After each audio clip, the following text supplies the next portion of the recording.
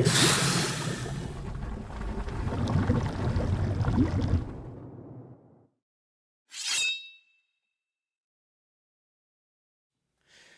everybody, welcome to On the Anvil. This is the weekly show where we let you know what's going on at Dwarven Forge and talk about other tabletop stuff. It's also a show with no technical problems.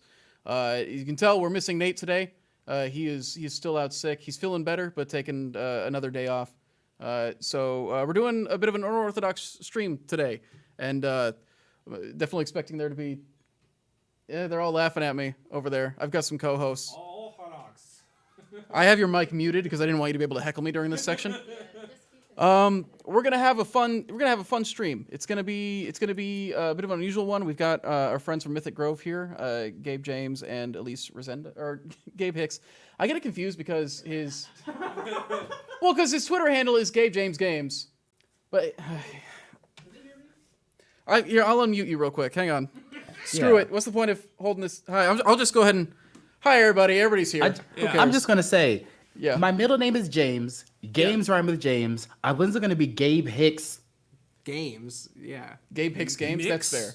Yes. Yeah, sure. Hey, go into audio, go into any sort of music thing, Gabe Hicks mix, like, you can... I mean, there's Gabe Hicks licks. Like, none of them are yeah, exactly. So, no, just licks, worse. like guitar licks. I got you. Yeah, I know what you're talking about. Yeah, we're a PG show here. Why did Chris leave? He was the. I was slightly adjusting the camera because Tyler was he was almost getting out. Look, this was the chair that was provided to me in the space that it was provided to me. I'm afraid of him moving the chair because Hazel is laying right by it, and I don't want him to roll over her paws. I hate the Hi, Gabe's Workshop is a clever Hazel name. We still have an intro to get to. Still have an intro to go. What's happening today? Gabe and Elise have been working on a game that is like a tarot-based Session Zero system. It sounds really interesting. They're kickstarting it. We thought it'd be fun to talk to them about the concept of Session Zero and world building, and get a little live demo of it. So Tyler, Ray, and Casey have also joined me. They're going to be playing. They're going to be helping out. I'm going to be trying to keep it all under control. My excitement. And we will still be doing our giveaway at the break, $50 Dwarven Forge gift card. There's not a break, I guess. We never take a break, but at the halfway point in roughly an hour. I was going to say, that's Nate. Nate doesn't take any breaks. Nate doesn't take any breaks. That's fair. We're actually going to be stopping for like 15 minutes in the middle of this stream. So before that, we're actually got to do our brief news segment. Yeah. So we're going to do that real quick. I always love doing this when we have no guests on. Or when we have guests on, I should say. It's the news! Oh, yeah, it's the news! So Nate usually does that part. Yeah. I don't know. We don't have sound effects for it, but he likes making them. I think that's why he doesn't want you to have the same thought that'd be fun. Different every time. I probably completely blew out the mic there. Hi. There's not a ton of news this week. We're going to have some exciting news next week. That's the only hint I'm going to give you on that. But the biggest thing, Reliquaries shipping. Casey is our gaffer, by the way. She runs the lights in the studio, so she is adjusting the lights currently. No, it's okay. That's fine. Don't worry about it. It's gonna be chaotic today. Reliquaries shipping. Reliquaries are at the warehouse. We've been inspecting them. We did we sent out a small test batch. So a couple people have gotten their Reliquaries because we wanted to make sure they were gonna get through customs all right. There weren't gonna be any issues with that sort of stuff. They got it. Everything looks good. We were doing a final check at the warehouse today. The Reliquaries should all start shipping out starting the next couple days. It'll probably go into next week just to get everybody's out. But we, everybody should be getting their Reliquaries very soon. And then beyond that, it will, take a matter of maybe a couple weeks. We want to make sure that we're shoring up everybody's orders, making sure that everything actually went the direction that it should, and then shortly after that, we'll be able to put it into the web store. Yes. Well, we're shooting to have them in the web store by Thanksgiving. Yeah. Is what we're hoping for. And it's looking like we're on track to do that. So that'll be really awesome. That'll be nice. The other last thing I want to talk about before we get to our main event. If you have played or enjoyed our Wildlands written content from that Kickstarter at all, one of the adventures was written by Jess and Keith Penley over at Underground Oracle, and they are actually kickstarting a horror supplement for 5e right now. It's a quick starter. It's only running for like 2 weeks, but it's called Under the Harvest Moon. Great writers and just really good people. Cool content too. Yes, they're like doing things like a nightmare planes and having a lineage based on being someone from the nightmare plane, and it's really cool. Yeah, and they're doing like a lot of I think a bunch of archetypes based on like horror concepts and stuff for it. So that's fun. That's out right now. If that sounds like your vibe, if you want to run spooky games, go ahead and check that out. And that's really all the news for today. I wanted to keep it quick because I want to get into the main reason we are here, which is hi, Gabe, Elise, how are you doing? Hi, I've never heard the word quick starter, and I'm obsessed now. I hadn't heard it until they said it, and I was like, oh yeah, no, that's a really good way to talk about campaigns that are shorter than a month. Because it felt like for a long time, a month was kind of what everybody did, but more and more people are starting to just run for like 10 days or 2 weeks now. Yep. Which I get it. It's exhausting to run for a month straight. Good idea. Forrest Gump. Tell me about it. I was going to make the same joke. Thank you. Yeah. All right. Hell yeah. Was it a month? It No, was longer than that, no, right? it was. It doesn't matter. It's really not any. It's a long time. You know. We have much cooler things to talk about, I think. That's a sizable beard. If he could grow that beard in just a month, that's really... We'll move on. This took me like a year. Hi, Gabe, Elise. Who are you? How are you? What do you do? What is Mythic Grove? You go first. You bastard. Okay, you're about to do the fusion dance. Hi, my name's Elise Rezendes at Blickymore everywhere on the internet. I am one of the co-founders of Mythic Grove, and Mythic Grove is a collection of storytellers that have come together to make a home for people who otherwise don't have one. And we work with a lot of freelancers, we work with ourselves, and we make really cool stuff. Excellent. She was going to say that way better than I was, so that's why I made her go first. Yeah, I'm Gabe Hicks. I do cosplay, voiceover, game design. I also, I don't know, do TikTok stuff, I guess. I like making stuff, and apparently making stuff is a way that you can also make money, and have fun with it. So I was like, all right, I'm going to keep doing that. Ooh, here's a deep thing. Part of the reason that I wanted to do Mythic Grove is because I got tired of people telling me that I had to create my success following their format and living where they do and hustling every day until I get a snippet of recognition from something. And I'm like, that sucks and sounds miserable. I have a 3-bedroom apartment for the price of your studio. I'm good. Yeah, this is heavy East Coast vibes here. You guys are also in the East Coast, so we actually are close. Yeah, we were actually hoping initially to have you in the studio today, but scheduling just like didn't work out. Next stream. It's Which is nice because it feels like there's not a ton of tabletop on the East Coast. It really does feel like everything is. There's like some stuff in the Midwest, and it's mostly West Coast. Mm-hmm. Yeah. A lot of Seattle and LA. We got to stay tight, you know? Yeah. Well, that's true. That's what made me.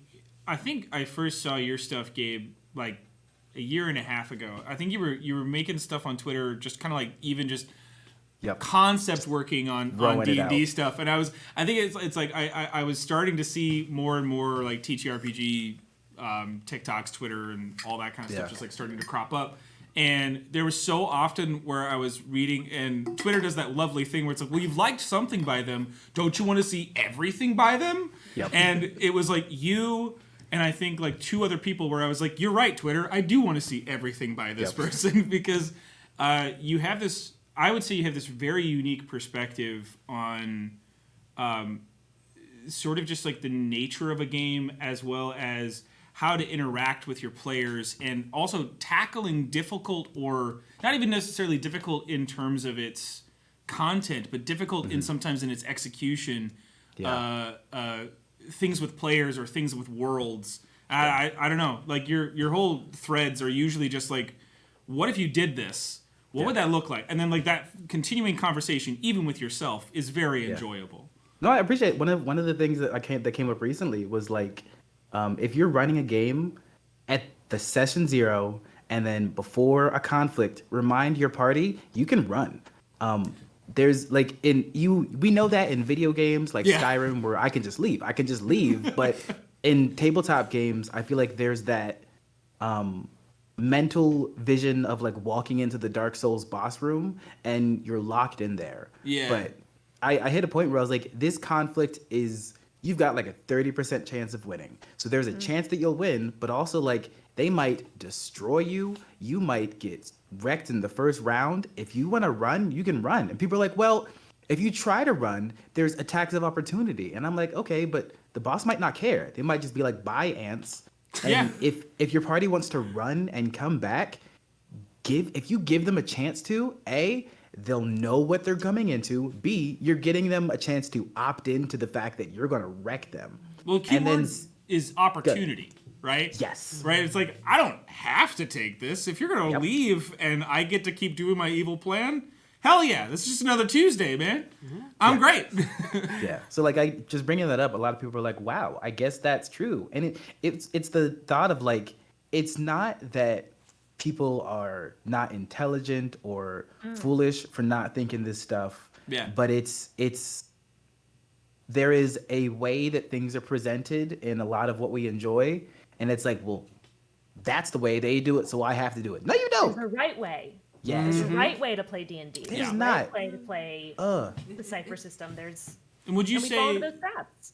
yeah, would you say that also spurred this specific system from two, 100%. like that idea of just trying to be, hey, not only are we playing, because this system, correct me if I'm wrong, is agnostic. It's not. It's like you can play it with anything if you know conform it to whatever rules you really need it to.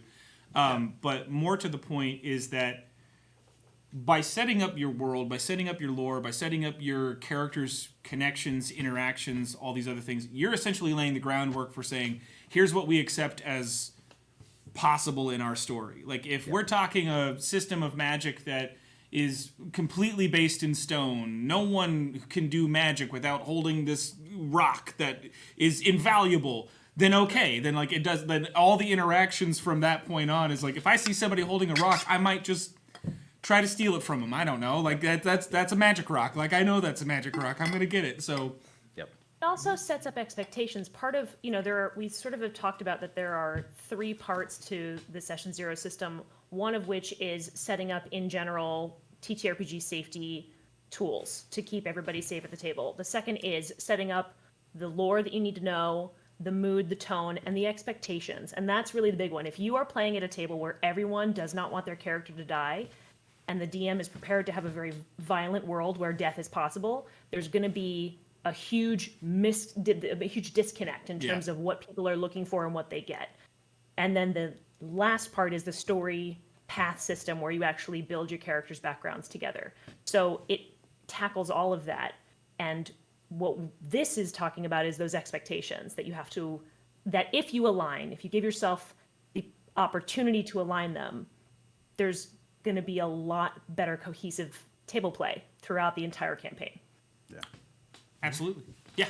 Yeah, there's a lot of different 100%. kinds of stories you can try to tell, and just kind of being on the same page about what exact kind of game you are trying to have is just kind of better for everybody. Yeah. Um, I think At also like when you like it's that weird thing where the better structured the opener is, the more like the wider the range like any of the other points can be. If I have very strict rules of like this is kind of how the world works, it's like great. Yeah. Did you notice that gray area right there? I kind of want to play in that little spot, and you're like, hell yeah, let's do it. Like I'm all about it. So it seems very conducive to that. and then aesthetically, the way that this was set up, because you There's like a small fly here. Ignore if he's clapping randomly. I'm There's not like gonna. I'm really gonna try not to clap. you're That's just a bad real idea. proud of what he said. If So- no one so- was out, no one else was doing it. So I gotta get a little bit of. Yeah, so aesthetically, you're going with like a kind of tarot approach. Half. Half So tarot approach? It is resemblance of tarot, because tarot is a concept of storytelling with cards that people are familiar with. Tarot is also more about like the idea of past, present, future. Tarot is about having an idea of some sort of ethereal nature to it. So it resembles it in that sense. I'd say it closer leans to the concept of cartomancy, which is storytelling with cards. And tarot is more like a subset of that. Okay. Interesting. Yeah. And That's there's only one of the ways that you can play the game because there are actually 3 entirely separate different ways you can back this Kickstarter. There's a PDF, there's an art book that's large format and large images, and then the tarot cards. And in each of the 3 ways, you get the entire system. It is just the mechanism by which you want to play the game. The PDF is great for digital and on the go. The art book is great if you want to be able to have it at a table or be traveling. The tarot, if you're going to be having it at your table and you want to interact with it live. And every way you play the game, you get the entire system with it. Excellent. That's so cool. Let's see. Yes. I don't know. All the stuff like looks really beautiful, which I guess doesn't surprise me, given that like Elise, you're like really crafty. And I remember like after actually like meeting you, I like realized I was like, oh wait, no, I've seen you before because you had that like monster mountain that you had made, like just this. Do you not see the 3 swords in her? Yeah. Yeah, in there, and they're just like the. Yeah. Yeah. Oh hell yeah! Terrifying. It's so cool. It's like giant mimic mountain. Yeah, I remember like you had that video of just. Oh nice. I love the teeth. The teeth are such a fun But- touch. Yeah. The easiest thing to play off of was we got Dakota Curry to do our art. And Right. it was an incredible experience getting to work with Dakota to bring these images to life. Dakota did an incredible job. And I'm really looking forward to one of the things I'm really proud of is we've already hit a stretch goal that's going to get another pass at Saw each of the that. cards to raise the quality, and we're going to get to give Dakota more work. And that's just I'm so happy about that. Are you? I guess you can definitely not answer this question. I saw that you guys also got your show. The show just did the unlock either today. Yeah, or the actual or play. Yep. The actual play. It's probably better than saying show. 'Cause, I mean, it's a little. I mean, they're both. it's like around the same thing, You but guys had like a Session Yeah. Zero show opening on Broadway, right? yeah. That's what I was like. Yeah. It's a little context. Maybe. So you guys got your actual play as well. Do you think Dakota might come and do some artwork for that? If I mean, there's probably, maybe. Cool. Maybe. I may or may not be a backer already, and I might just be interested to know. That's Possibly. whatever. I'm just Probably. There's hypothetically character art planned for the show that is then also going to work in hypothetical conjunction with one more multiverse, the digital platform. Yeah, we're just Yeah. playing theoretical Hypothetically. physics right now with Yeah. with the Session Zero Yeah. system. These all the hypotheticals things. are awesome. Yeah, right? I Like- love hypotheticals. That's what I'm saying. Like I love that universe. I'll live in there. Yeah, let's go. I'm also a backer as well. And one thing I actually really like about your Kickstarter as well, that's outside of like the actual like product, is you have like community copy pledges set up that I think are like a really cool idea. Like a limited number of like basically pledges at like a smaller discount where you're like, hey, if you can't afford like the regular price of this, here's like a cheaper way to get it. If you can't afford it, please leave these for people who are like don't have the resources. And that's just like such a cool. I don't remember seeing like that concept before. It's a very cool concept. And can I tell you how proud I am? We hit 1,500 backers last night. There are more pledges for the full price all-in pledge and fragment pledge and art book pledge than there are Yeah. for the community copies, That's which really means good. that they're still available. That's And awesome. it's incredible. Yeah. It's big in like the itch scene. I've seen like on itch.io, Yep. like a lot of stuff like that with community copies for That makes things. a lot of sense because itch.io is like a very I- that's like a very like community focused. You could like And even I've- buy in and like donate one. I like to do that a lot. Itch.io is where I put that class module where it was like ability score increases were by your class instead of by your character's race. Character, yeah. And I put that up on itch.io and it did great. I think there was like over a year and a half, it was 12,000 downloads. It was a pay what you want thing. It raised about $13,000 from people choosing to spend money on it. It was a moment of it goes back to the thing of like people telling you this is the way that you have to do it. And I'm like, that's true for you, but that also sucks and it makes me sad. It like cultivating your community to do it otherwise. It's the buying into market standard, right? Where it's like this is the idea that bunch of dudes in the 80s said, this is how commerce works because I want it to.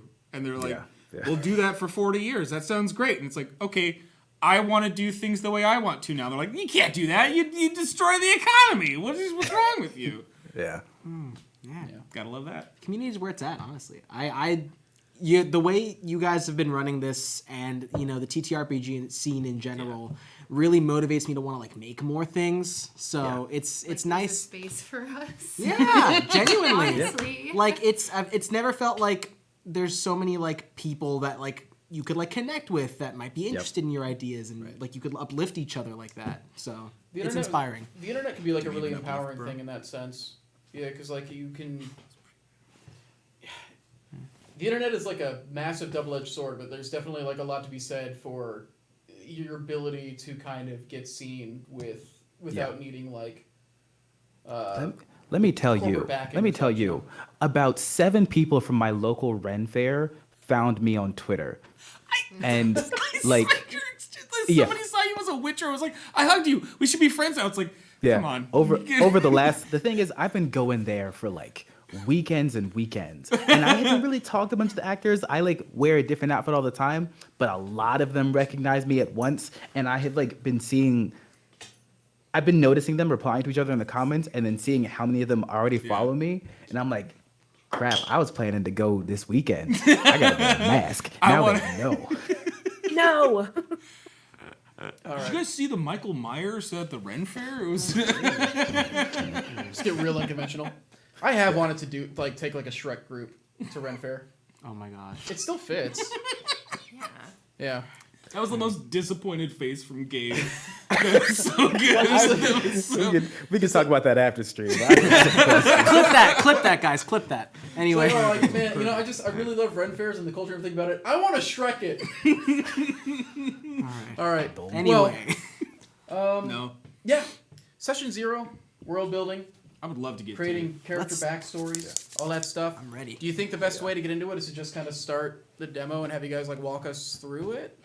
I think so. right. Yeah, I say we can just do it. So we, for those of you watching, we talked with them a little bit and like said, if you have an idea in mind with the character, bring it on in. If you have no idea, that is totally fine. It is definitely like a testament to how this works.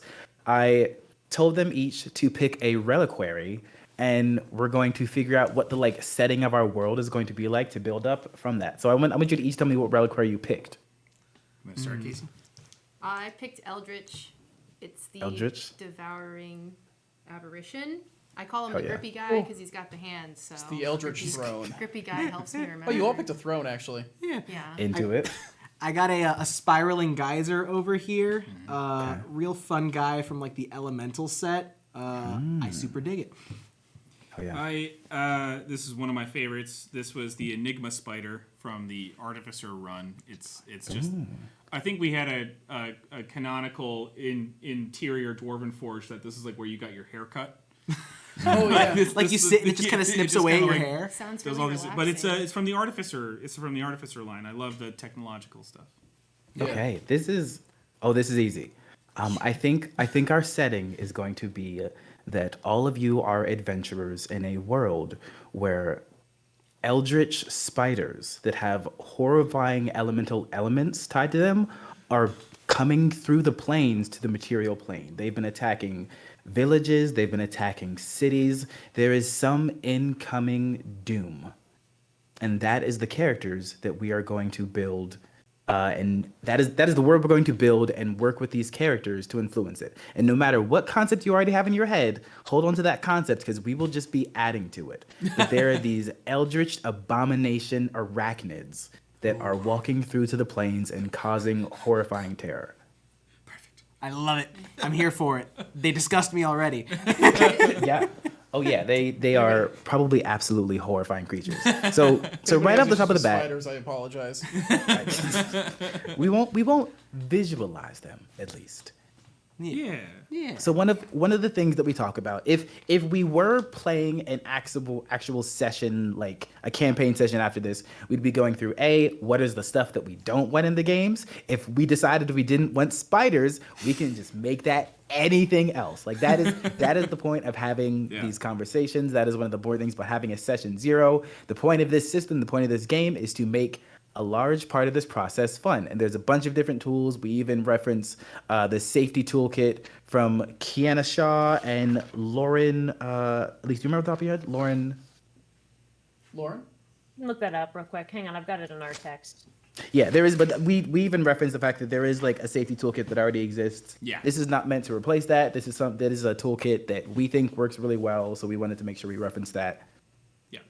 Deanna Shaw and Lauren Bryant Monk. That's it. And it is a free resource available, so it's one of those things where it's like, if it's not broken, it really works. Like, you can give credit to other people doing something really good and add more to it. And have your own really cool system. Yeah. It's awesome.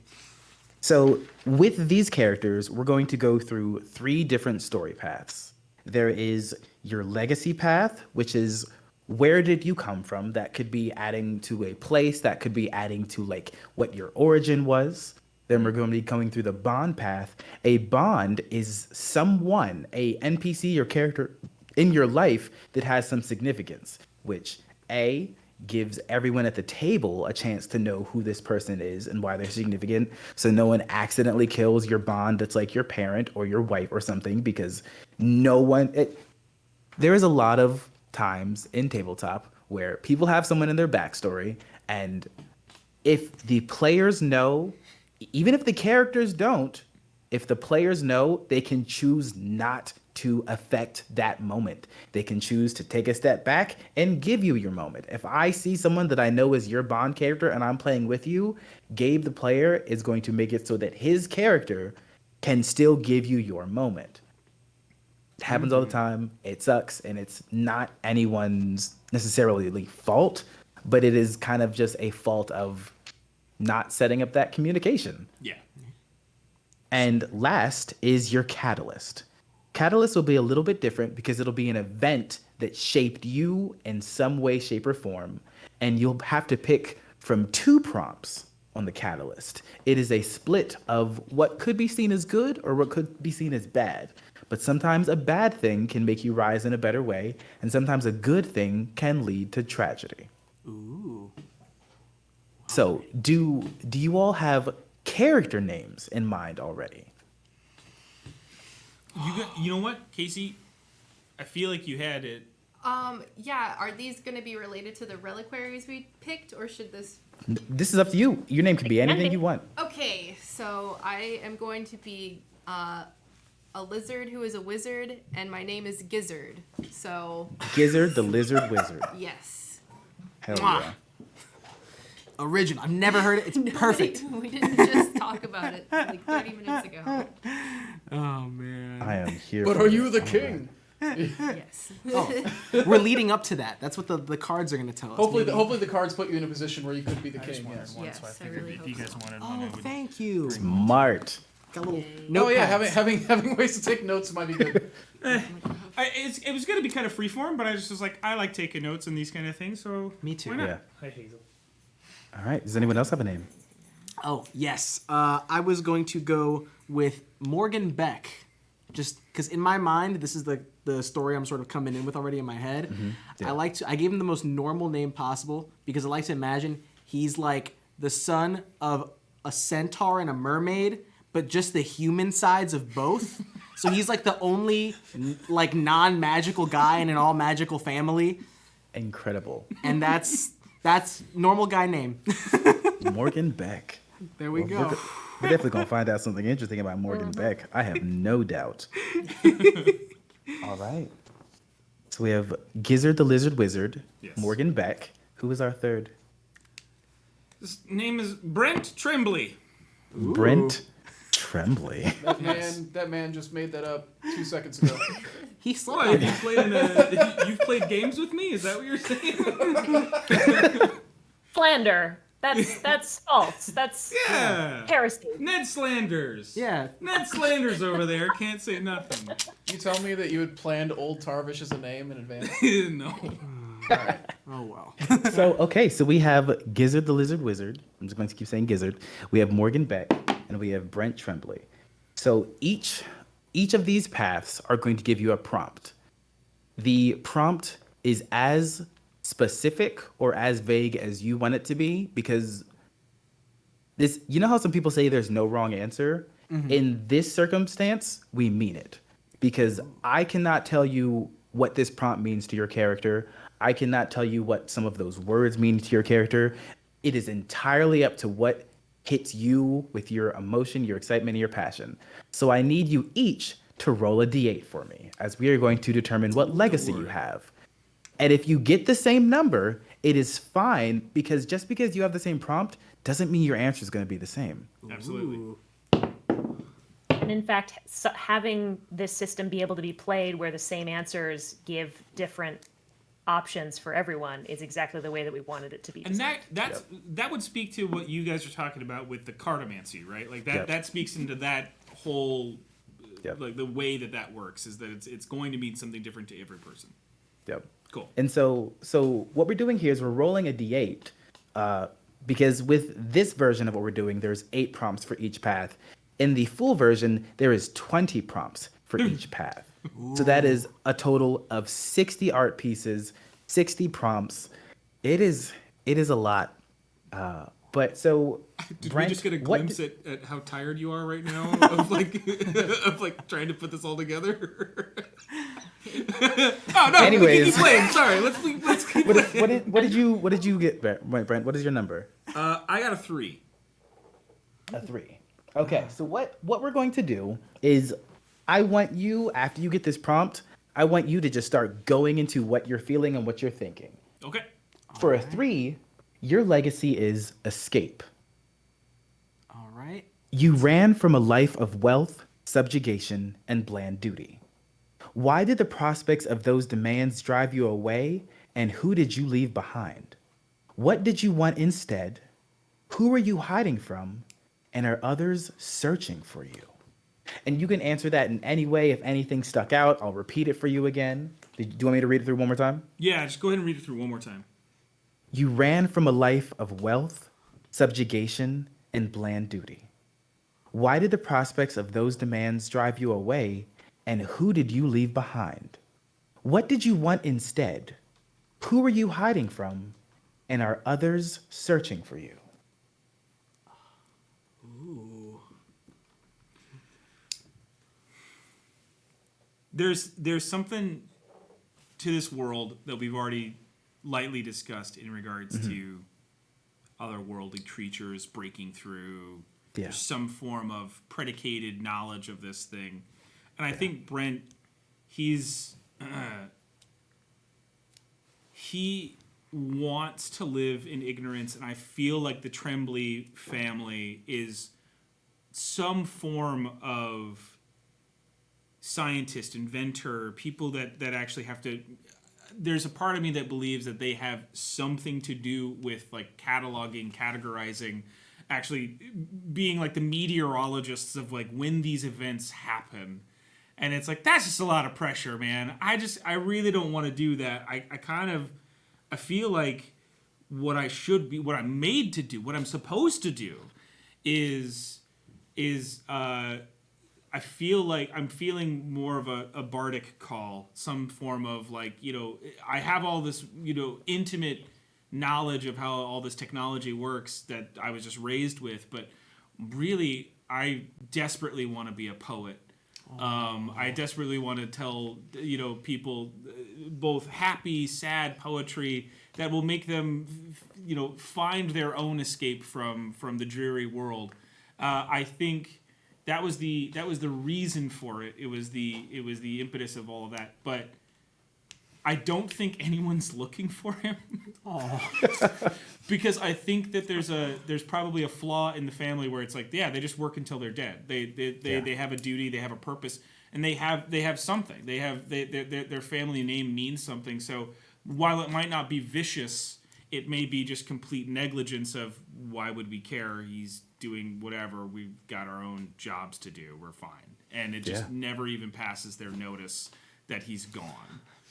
So this right here is exactly what we wanted from this, of the idea of like, now the other two at the table, they're, as players, they have an idea of what's happening with this character. They have an idea of what's happening. They have an idea of how they might relate. Yeah. And even just hypothetically, if you just came up with Brent Tremblay, now I, the DM, have story to tie into this world. Yeah. And I was able to ask for it and engage with it in a way that you get to give it to me. I don't have to try to pick what questions you need to answer. Can I ask too, like, you know, I do have some experiences sometimes in running a game where there are players who are certainly less confident with something like that, right? Like, it's not even just, oh, I don't want to. It's like, okay, I should I ask this person? What kind of tools might already be in the system to help push that to the next level if they exist? Yeah. So in the system, we even talk about when the player is describing how the prompt relates to their characters, this is still a conversation. Like it's not that if Casey has an idea, can't say something, because at the end you still get to decide how your character exists, but this is meant to be an improv conversation at the table. Like if I have questions, I can still ask you questions like, is there a reason that like the whole poetry thing, is there a reason that no one's looking for you? Because it's not meant to just be on the one person of how the story is going to work, but you are the final arbiter of what your story is. But it's a game where we can still discuss what stuff we're interested or curious about. If you answer one part of a question, being able to say, let me ask a follow-up to that, like, that's a really cool, then that's perfect. Yeah. Cool. All right. Tell me, good Lord, these characters. Tell me about Morgan. What did Morgan roll? Morgan rolled a 2, so 2. Let's see what he got. That is, oh no. Oh no. That's not good. No, it's fitting. That is Descendant. You come from a long line of adventurers. What is something your family is well known for? Are you staying with or breaking their traditions? What made you choose that path? What did you lose or gain from that choice? Ooh, there's a lot there. Read it to me one more time. I gotta bullet point this to make sure I'm hitting all the beats. You got it. Different from your You ancestors. come from a long line of adventurers. What is something your family is well known for? Are you staying with or breaking from their traditions? What made you choose that path? And what did you lose or gain from that choice? Ooh, well, that's a quick and easy answer right there, kind of built into the into the story. Yep. Morgan Beck is from a lot. The Becks really are some of the most famous adventurers in the land. You're gonna say musicians. There've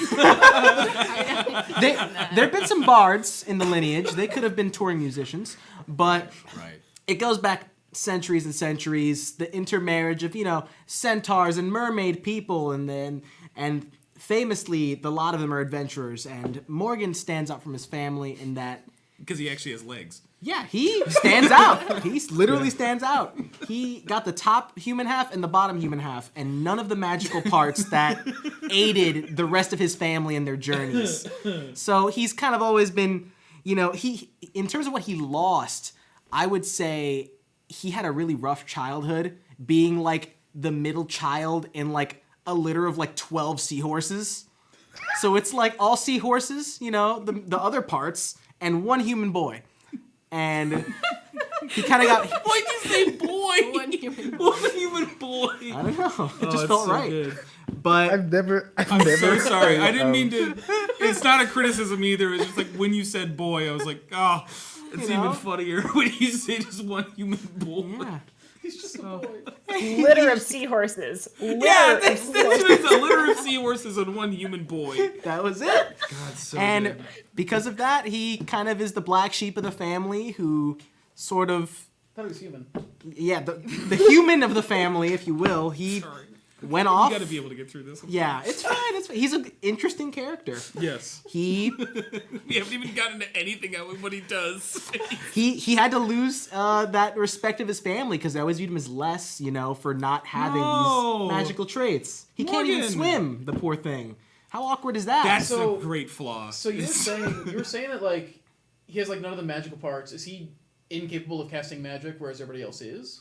Or we could find out in the next card. Maybe something like that happens. Right. Who knows? I'll leave that to fate to decide. But you But right now, he's not magical at all. He's got nothing. He's not. okay. And because of that, he feels like he has something to prove, which is why he adventures, because he's like, look, Mom, look, Dad, I can do it. I don't even have magic, Does he feel Mom. closer to the centaur side of the family? Because at least, he can be on land and breathe with them. Maybe. Maybe he loses his mermaid half and he connects more with his centaur roots. I don't know. At least they can bond Family over reunions oxygen. are impossible. Well, so I think I hope that was a good answer. I also like the implication that these are great mermaids answer. who have a human bottom. The logistics are... we'll leave... Because both technical centaur mermaids are upper halves. We could- so this is great to me. This is perfect. Well- These mermaids are weird in the best way. Depending on the safety tools, we could just wash this away with it's like aquamarine rules. They if they're on land, they have feet. Whatever, something like that. Who Love knows? it. I love it. No notes, only praise. Great. But like this, this is the stuff that this is why I wanted this. This is the stuff that I love. This is hilarious to me. I didn't know that Beck was half centaur, half mermaid, and was just came out looking human. Like there's some drama there. I also love the idea of Morgan being able to say that for the first time. It's like, my dad was a centaur and my mom was a mermaid. Yeah. Here I am. He's just a painfully mundane man looking to make a difference in this world. Aren't we all? All right, Gizzard. There's no way that this ends up weird. Definitely not. I got an 8. An 8. You crit. Yours is protege. You were rescued by a skilled adept at an early age who trained you. What did they save you from, and where are they now? What valuable skills did they teach you? What challenges did you face at their side? Did you part ways? Why or why not? And why that choice? I can read it for you again. Yeah, that would be good. Thanks. Protege. Yeah. You were rescued by a skilled adept at an early age who trained you. What did they save you from, and where are they now? What valuable skills did they teach you? What challenges did you face at their side? Did you part ways? Why or why not? And then why that choice? Okay.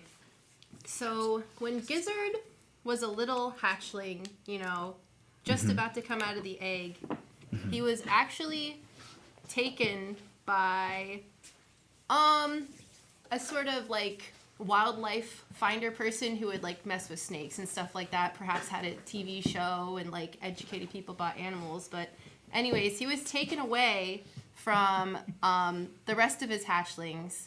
So when he was removed from them, this wildlife handler will say, we'll give him a name like Edward. I don't know. That sounds like a name. Eddie. He went by Eddie, definitely. Edward Irwin. Ooh. There we go. Yes. And Gizzard actually ended up getting trained to shoot fire, which is where the wizard part comes in. That's why, Eddie donned him the Gizzard Wizard Lizard, right? That's where the title originally came from. And so Gizzard was really good at shooting this fire for a while when he was trained by Eddie, but then something happened where Gizzard ended up losing that ability to shoot fire, and Eddie unfortunately seemed to have lost interest in Gizzard. So Gizzard really felt that disappointment and decided, you know what, I'm gonna find where my calling actually exists as a lizard. Also, Gizzard is like, grew up to kind of walk on two legs too. Just want to make sure we got the right image, and it's not like a Komodo dragon. Imagine like a Komodo dragon standing up, but still got like the short arms. Like those running lizards. Yes. Okay, fire. isn't there like a gif of like a newt or something like standing up and like running with its Yes. hind leg? That's a great so gif. Gizzard, but buff. Yeah. So also, Like a kangaroo up top. definitely walking sideways through doors for sure. So. Wow. So Love it. maybe that's where it went, right? Gizzard left the life of magic behind, though he's still stuck with the wizard title, and went to start lifting He's instead or like super into something. weightlifting. Yeah, Hell I'm yeah. gonna prove myself. But as for That's his voice. I'll show them. But the biggest, buffest lizard. Yes. Beautiful. And I guess he doesn't really, Eddie and Gizzard are definitely estranged now. Oh. Yeah, it's kind of like a disappointed father sort of thing, but Gizzard has to confront that at some point, I believe. One day. Oh, poor Gizzard. Yeah. Love it. So now you three all have a legacy for your character. A point that you can call upon, a point that I as DM can now start building around this world, around it, start placing where it comes, how it comes into play, piecing together. Why did this mentor leave? Is it related to something? Does this mentor have magic? Is this mentor able to hop through different planes? If this mentor is able to hop through planes, did they know that these arachnids were coming? Ooh. Who knows? I forgot about the spiders. Oh yeah, we have to. The spiders. Oh, were don't worry, huge. there's time. They're coming up. There's time. Brenton has nightmares of this. He wets his bed nightly. So I need you all to roll the d8 for me again. Nightly And this in- is going to be your as in- bond. This is specifically going to be about someone who is in your life. And so we got a little bit of Gizzard's experience with this mentor, also shaping where they came from, what their life was like as a hatchling, how it happened. This is more about the mentor or someone entirely different in your life that maybe we haven't met yet, we haven't talked about yet. Someone that you basically are going to have placed in the world to interact with or will interact with you. I'm going to start with Morgan because this can only go well. Amazing. I rolled another 2 on this one. Should I re-roll because I got 2 for the last one? It's gonna be a different card still. Oh, great. Cool. Yes, it is. Cool. So, your bond is liar. Ooh. A silvery tongue with a taste for poison over honey. What falsehoods do they spread, and what is your guess as to why? What or who do they target with their falsehoods? How have their words and actions impacted your life, and do they believe their own lies? Interesting. I'll read it one more time. Yeah, A please. silvery tongue with a taste for poison over honey. What falsehoods do they spread, and what is your guess as to why? What or who do they target with their falsehoods? How have their words and actions impacted your life? Do they believe their own lies?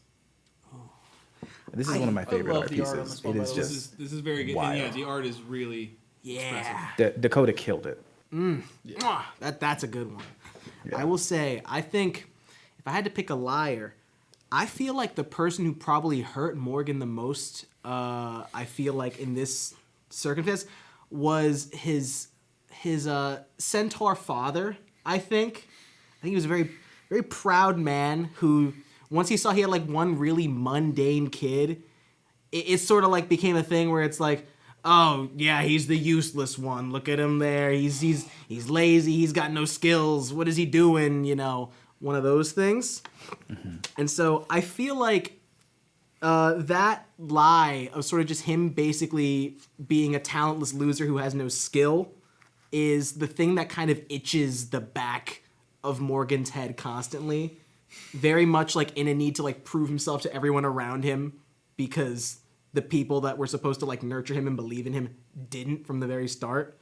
So I think that I think that this is impacted. Like, I think he has to kind of put on a false bravado a lot in front of people. Got a very like, never fear, I'm here kind of like thing going on. He's the most normal dude. Yeah, he's just Dudley Do-Right walking around. just the most average fellow, and he really thinks he's hot sad. stuff because he's got to put it out there, manifest it. He's on his way. This poor young boy. Yeah, he's going through it. In chat, He's like, Jeffrey's saying you should name your weapon Liar's Bane. Ooh. Actually, that is like an interesting thing to think about. It's like using what you established in the backstory to like affect Yeah. elements like that. Don't- in the character. I love Tell that idea. It also anybody. sounds like he's gonna kill his dad. Or maybe it just means if he's holding it, his dad like can't come around him. Like, My it's name a- is it's an Inigo effective restraining Montoya. order. I will kill my father. You're like, all right. It's okay. They really switched it up in this one. Yes. All right. All right. So that's Hell the liar yeah. one. That's good. Thank you. Gizzard, what did you roll? So I rolled the same thing again, an 8. 8. Hell yeah. Consistent. Yeah, like, Tyler, I hope yours is a different number. That'd be, what are the statistical? Oh, all the reliquaries dice are weighted. That's why. Yeah. They all roll 8s. Yeah. Great. Well, I mean, Well, mine's get one. Eldritch. You invested. Yours is Oracle. Ooh. Someone with a view of things that have yet to be. What was it that they foretold, and is it believed? Have they been accepted into society, or do they operate on its fringes? Where is it rumored their knowledge comes from? Do you think they speak the truth, or do you doubt?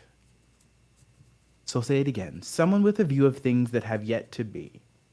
What was it that they foretold, and is it believed? Have they been accepted into society, or do they operate on its fringes? Where is it rumored their knowledge comes from, and do you think they speak the truth, or do you doubt?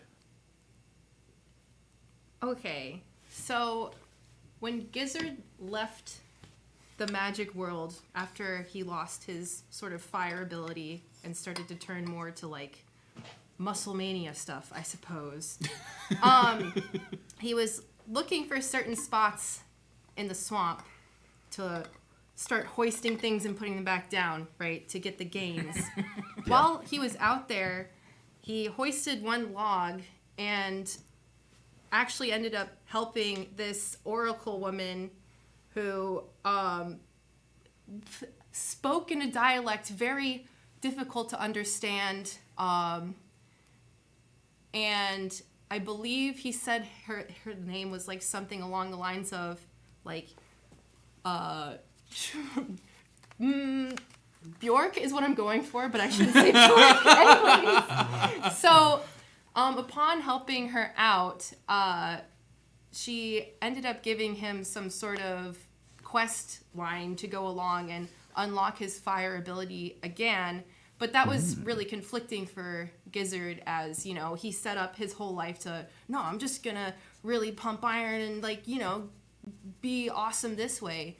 But then there's that longing to go and, like, you know, reconnect with the fire aspect and regain the magic. The quest, he was like half listening, honestly, at the time. So he's got like bits of information from her. Like, I don't know, it's like at the edge of some vast lands, like dry or something like that. And he's got to find a couple of things. I think one's purple, whatever. And he's like, you know, maybe, you know, if I run into her another time or somebody brings her up, knows her, like somebody refreshes my memory as to like what it is. Like, perhaps then it'll, like, click in his head that it's a little bit more important. But until then, he's like, okay, yeah, we'll see if it happens. So Is it possible that the spiders haven't arrived in this world and the Oracle gave Gizzard, like, a glimpse, but they were just like, because they were only half paying attention? You know, so Gizzard secretly knew this was going to happen, but was like, oh, spiders, weird. yeah, I love I that so believe- much. Like Gizzard was sent out to like go retrieve materials to like fend them off, and it's like, what was I doing again? Like, I I need you to go find a little thing that you can plug into your outlet that makes a high-pitched noise that you can't hear, but it keeps bugs away. Like the pest things? And then he starts screaming. Oh, okay, yeah, that works. Right? Yeah, all right. I think he's probably squished a couple, and he's like, that kind of rings a bell, but I don't know, whatever. I also love the idea that he's like randomly just goes, oh no, you gotta kill all the spiders. I don't remember why, but like you gotta kill all the spiders. Yeah. That's the one thing I learned in the swamp. He's a spider, he abhorrently hates them. Like, he doesn't understand why, but Yeah, he's pretty sure it's a good choice. Interesting. Love that. So then we have Brent. Brent, what did you roll? I rolled a 6, so I broke the 6. trend. Ooh. Oh. Some might say I was setting the trend, but they would be me. I was trying to say it. I wanted it. What's 6? I'm worried about you, Brent. 6 is Nemesis. Ooh. Someone is that's working worse. against you, and you must guard your back. Who are they, and where did you first encounter them? What set you in opposition to them, and they to you? In what ways have you worked to undermine each other's plans, and who has been successful thus far? So I'll say it again. Someone is working against you, and you must guard your back. Who are they, and where did you first encounter them? What set you in opposition to them, and they to you? In what ways have you worked to undermine each other's plans, and who has been successful thus far? All right. Lawless Gavarn has straight up been the person the day Brent Tremblay first took the stage to essentially rip them to shreds every chance they could on every single poetry reading that they've ever done. Oof. This is not a critic. This is not someone who is paid to do this. This is someone who has it in their own right saying that, in their own way saying that they deserve to be the one who is the poet of the land, right? Mm-hmm. Whatever it is. They don't like my poetry, and but it doesn't matter because Lawless's work is hackneyed as well as it's trite. It certainly covers the same ground that everybody else has covered. And I believe, truthfully, in my heart, as Brent believes truthfully in his heart that the rivalry began simply because in a crowd of 30 people, Lawless did not clap, right? Did not clap, not even politely, no snaps, nothing. All that was there, all that was left at the table was a sneer, and that was enough. That was enough to spark years of hatred. The trouble is, no matter how far Brent seems to go, Lawless is always there.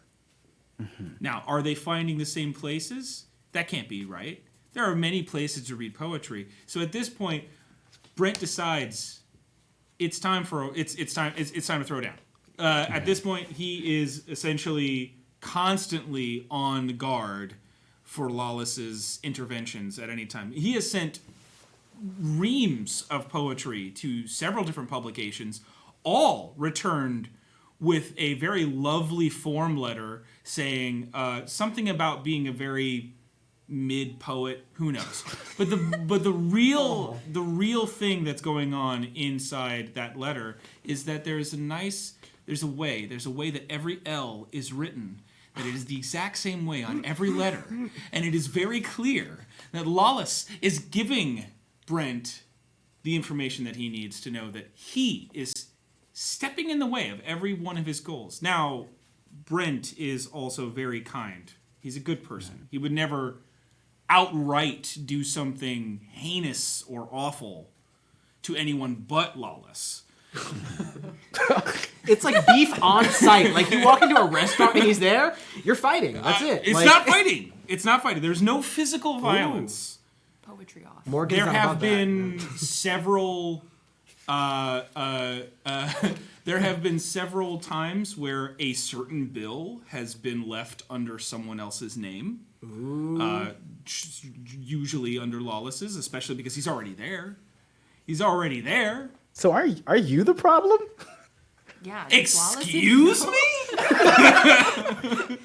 Hey, buddy. you're right. I don't know. You're a nice guy over here, right? Well, you know what? I'm Watch gonna out, ask. you're gonna be a beat poet. Does Brent know that Lawless is like doing it in malintent? Like, have they ever had a conversation about why? No, I don't think he's ever talked to him in person. I think so. In the player aspect, I think that there is.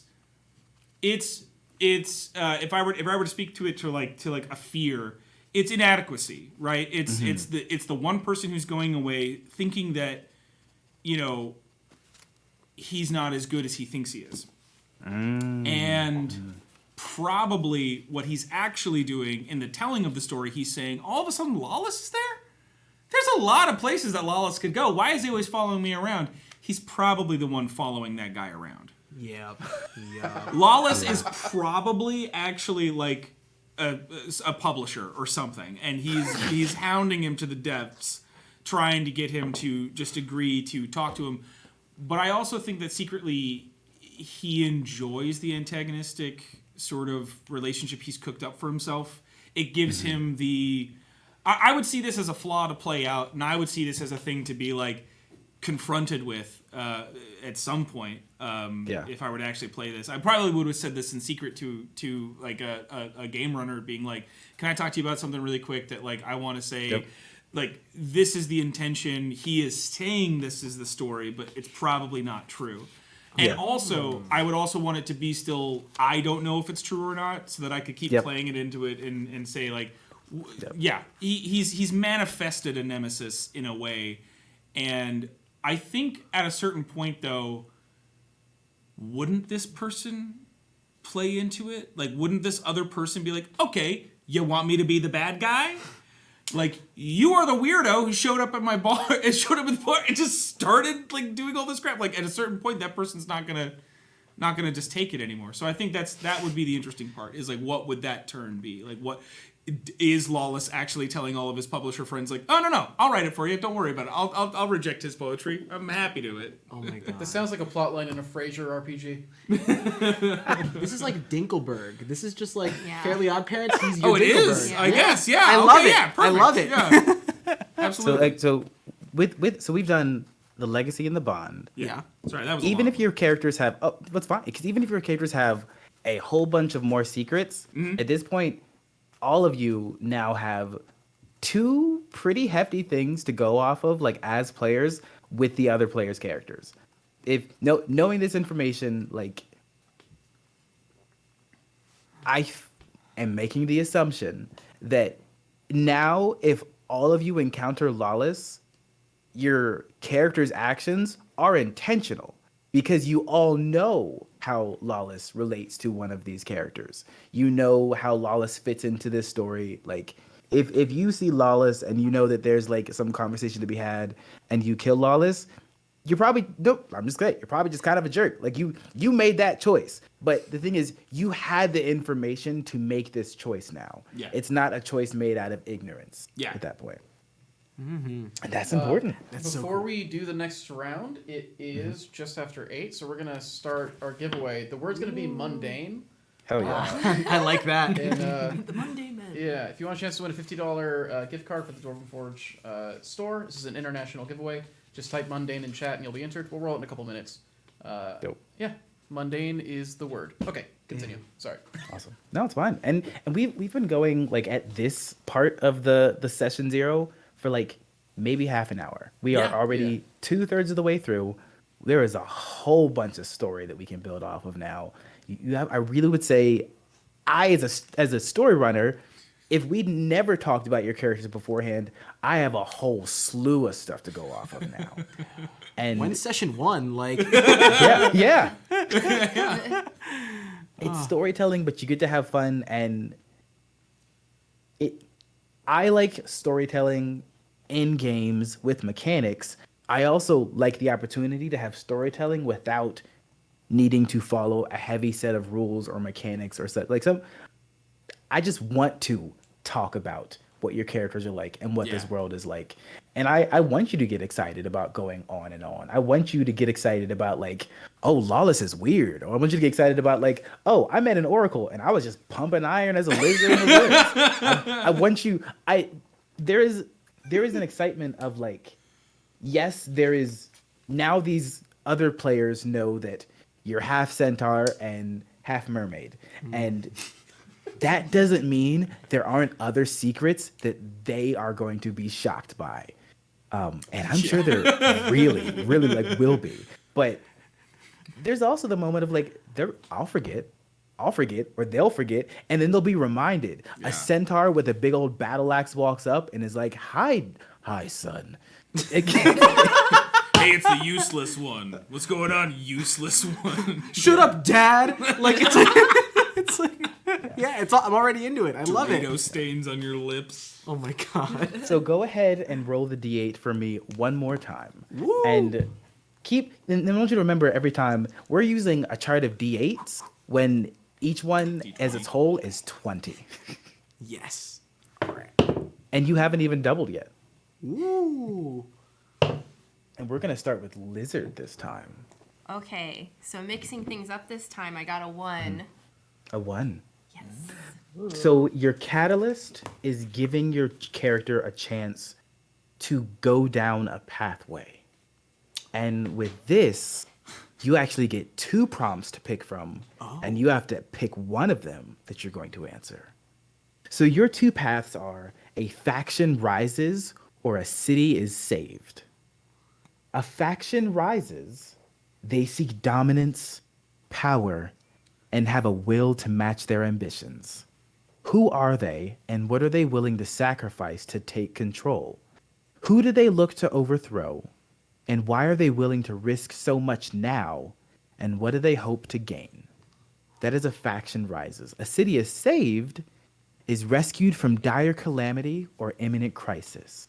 What events have come before that led to this moment?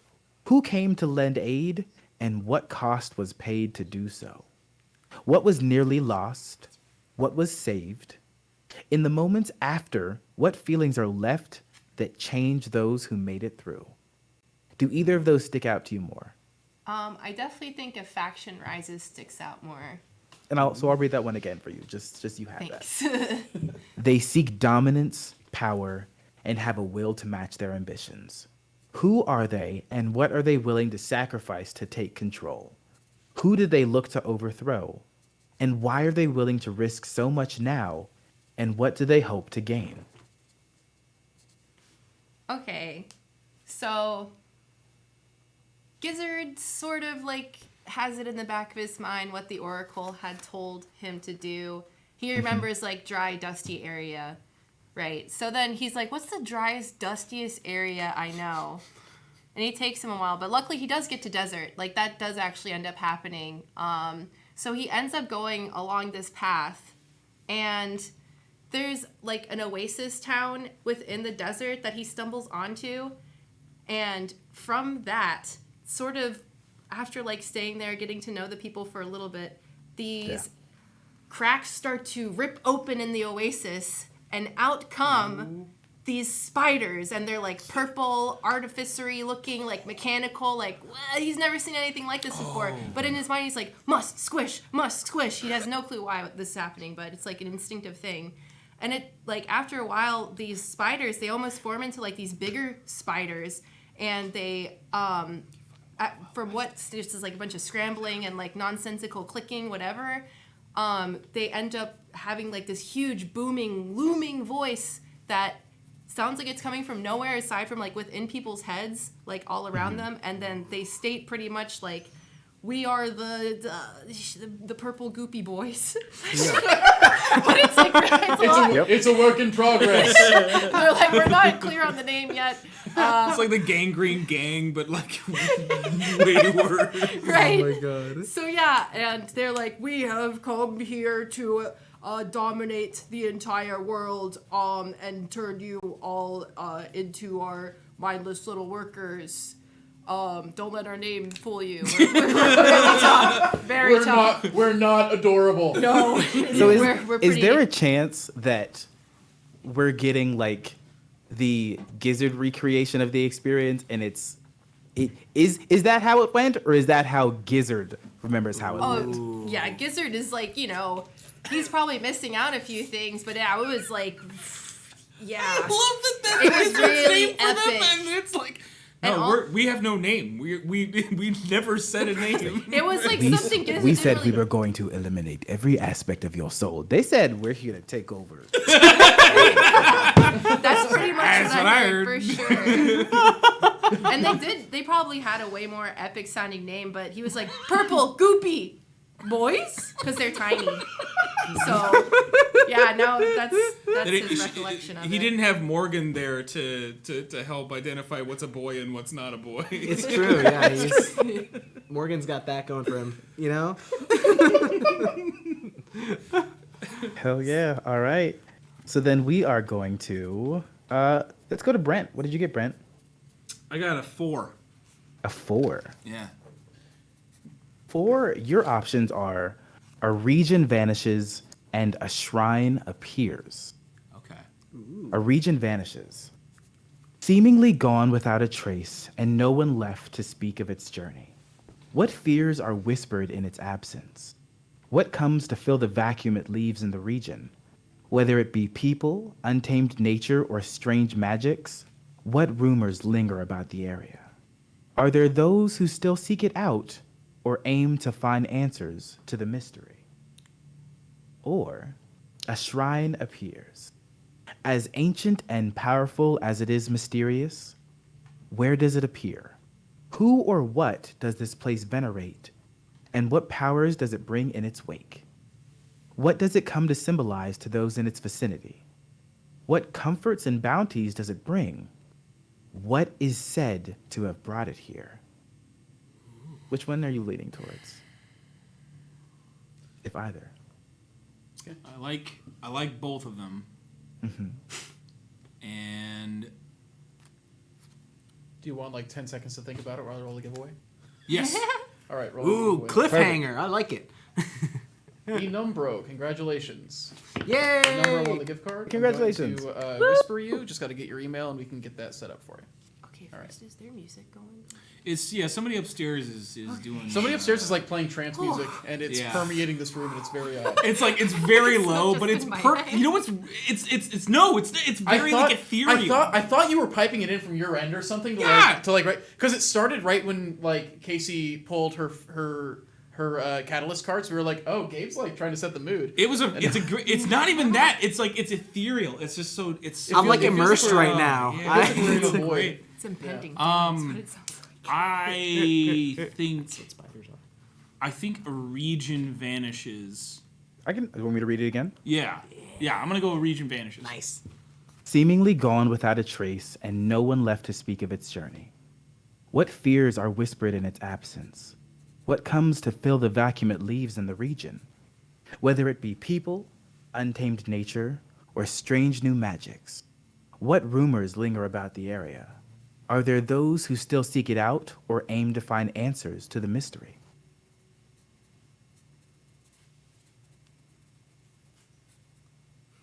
There's a huge chunk of me that thinks that the Tremblay family, in centuries of research and data-based sort of clinical understanding of the multiverse of planar connections and they got it wrong. It didn't happen like 100 miles to the east. It happened right under their feet. They had They had planted their entire city and basically accumulated this entire infrastructure with a bunch of people, hoping to be at the heart center of whatever this thing was going to be happening. This big event, this big interplanetary event. And thinking that they were putting themselves in enough of a distance away that they could at least act first or whatever. Some mistake by some child some years ago potentially smudged an entire chalkboard's worth of calculations that set it off by a number of miles and has now created the instance of the emergence of these sort of mechanical, spirit enhanced machines. These spider-like machines, and I think the biggest thing is that he was away when this happened, and it's happening at a time, and like he's hearing it, from however far away he was, and I don't think that I mean, it's a destructive force, but I don't think not everyone was affected by it. But there are people there's refugees, there's people who leave, but that area is now tainted. They didn't have a gizzard lizard wizard to help combat against this change, and in fact, a lot of what the city. Its infrastructure is still pretty sound. Like all the buildings are there, everything else. Like all of these spiders are doing really. There seems to be this weird nature.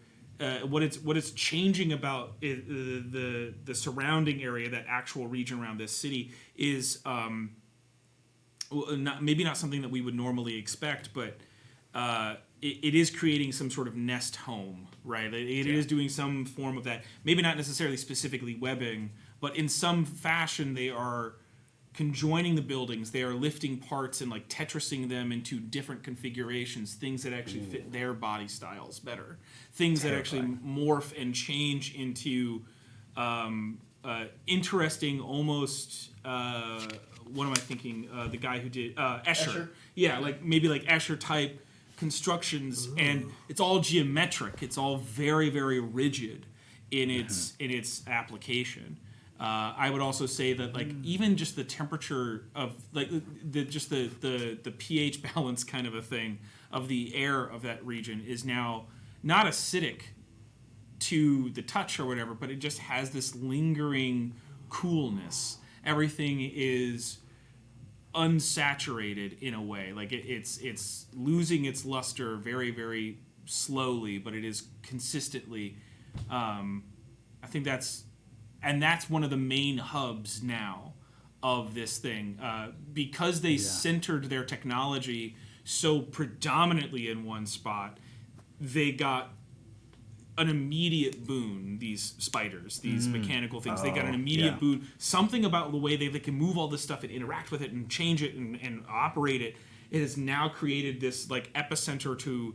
There was no way that you would have been able to combat this even at the end of the day. Like this was they got everything they needed right at the start. So if they're able to travel interplanarly, and they make this weird architecture, do you think that this architecture is somewhat tied to their kind of like transplanar stuff? Something about the way like they're implanting that in your mind or something. Like it's like artificer people. Make spider technology. I think it kind of like spirals, right? Where it's that thing of like, this is a thing that cannot be explained and is so otherworldly that I would say the answer is yes. Like it speaks to whatever other realm of existence that they come from. It speaks a truth, maybe to them or in their language, that you would not be able to understand. However, I think the underlying question that once Brent hears about it, or once other scholars start sort of like thinking about it and seeing these structures, whatever actually was able to come away from it in the coming months and the coming years after this event, what they're actually able to surmise from it is that it's like, we don't even know if that specific, to me, it would be really cool if like, we don't even know that specific language even translates here to the same effect. Like they could be just doing something that they were programmed to do in a space, and it may not have no effect. It may not be able to do anything. But why would you want to let them? Why would you want to find out? And then there's probably people in the world who are like, I do want to find out. What if we get taken with it? What if we get to go to a different place? What if blah, blah, blah. And then there's other people like, I kind of like where I live. I kind of like, I don't know what to say. It's I like my hovel. It's good. It's a good hovel. Yeah. Interesting. Cool. That's what I say. Ooh. All right, Morgan. Incorporating the spiders. What did you get? Oh, I also got a 4. A 4. So then do you want me to read the options again? Could you read A Shrine Appears one more time? I think I'm going to try going with the second one.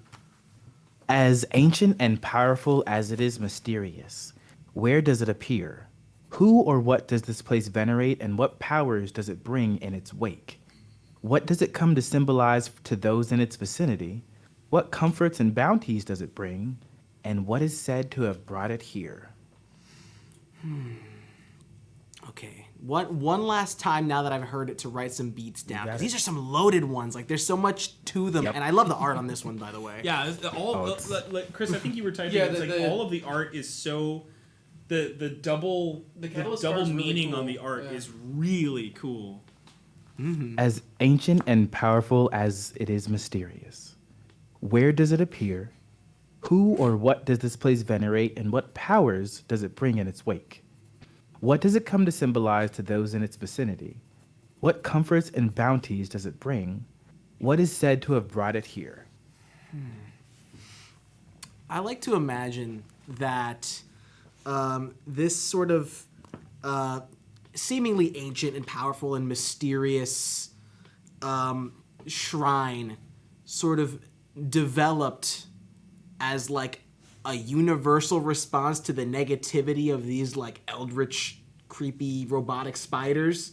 You know, it's like, put bad in, some good's got to come out of it somewhere, right? Oh, love that. Yeah. So it's like on the opposite side of the world from wherever this artificer hub of things is. I like to imagine that this just like lucky boon from like some sort of like benefactor god kind of graced this one specific city. I like to imagine maybe, let's see, maybe it's the city that Morgan Beck is from or something like that, right? Like this is this weird like aqua utopia thing, kind of hard for like spiders to get into. Yeah. So it kind of And just centaurs. And Yeah. Jack, he can't swim. Yeah, spiders do hate swimming. famously hates hope. swimming. Yeah. So there's this weird like Atlantis sort of thing that I like to imagine he's from. it's good. You know, it's Love got it, this man. like blend of like water and land, and it kind of keeps the spiders out. And maybe it's like a temple to like the sea god, the god of the sea, even.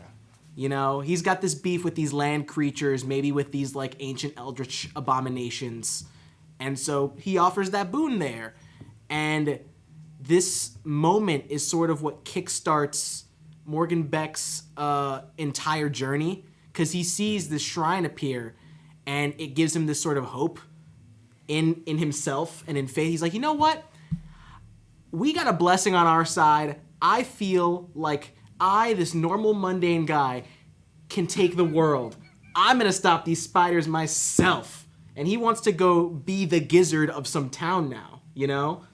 So this protective shield from Neptune suddenly makes him feel like, you know what? Yeah, I could do this. Let's go take him down. And he goes on his journey. I like the idea that both of you are aware of Gizzard and have like heard stories and legends of Gizzard. Just a I feel like bumbling Gizzard idiot. is like God mode in this world. Like it's a buff lizard who Yeah. used to do magic and is like maybe gonna do it again if it found enough interest. Gizzard like, didn't want any of this. Yeah. Gizzard just wants to Gizzard, live. you know, as an example, but like he wants to like he's like, I could be glorious, I could save a city, I could stop these spiders and show my family that I can contribute to the family name of adventurers. I have a question if that's okay, and I also didn't want to interrupt if you had a question, Gabe. No, I was taking notes. Oh, nice. Okay. I wanted to know, like, how does your family feel about that? Oh, about like this blessing and everything? Yeah. Well, no, Okay, not just. let me say that is supposed to happen. You're supposed to, like, if you have questions and you want to talk about this stuff, that's the point of this. You're supposed to have fun talking it through, like, because now you are invested in each other's backstories. Yeah, you know. Well, and this is such a cool thing too. This is a shrine appearing. Like this is also a notable event, right? Like this is like a divine intervention. Because you said like it's part of like a confluence of things too. So like that's super cool. Like what does Morgan's family feel about? Maybe not just about the shrine necessarily. Really, like that has I think a little less to do with, but it might have something to do with it. It's more like your decision to say, I want to go do this. This is hell yeah. This is a great sign that we should go do something with this. Do they also agree, or like, how do they feel? I think that the way I picture it, the reason why this causes a rift in his family is that because they are such long venerated adventurers with this Yeah. like history of tradition, I want to imagine that the minute this temple showed up, they were like, all right, we need to have a council meeting, and the council needs to elect several people as candidates to be our hero. And once we have that, we'll go to a vote. Like, it's a little too bureaucratic. It got long. Oh, yeah. They were more focused on like their grandeur and their image than actually doing something to help, you know? Ooh. And Morgan was like, what kind of heroism is that? Like, if you guys can't even think for a second about the people in danger, Yeah. I guess I gotta do it myself. Y'all don't want to put me in the conversation. I'm gonna go make this happen. And so I got legs, I'm gonna use them. exactly. Can't swim, but boy, can he run. It's He canonically can't swim. Well, also, I mean, like of the people in his family, though, he's kind of the worst runner too. But like, it's all in context. You know, it's all yeah. in context. he's got the heart. That's what matters most. The Oh, heart that and the will. actually is good. He does have the horse heart. You're right. Does he also have the horse lungs? I hope so. Let's hope for his adventure's sake he has those horse lungs. But And in the spirit of this being system agnostic, here's one of the ways in which if this was a 5th edition D&D game, that might be this shrine appears, this blessing, this boon happens. You come from a family of fighters and you've just created a paladin. And they go, no way. And you go, no, this is a sign. This Yeah. is beyond us.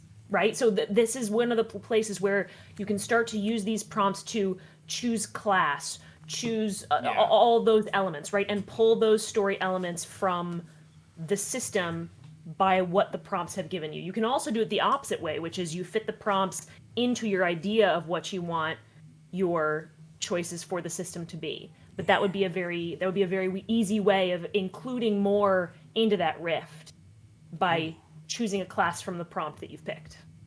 I love that. I didn't even think of the paladin route. You know, in my head I was thinking like, oh, maybe like Eldritch Knight Fighter, but like this makes perfect sense for like the kickstart.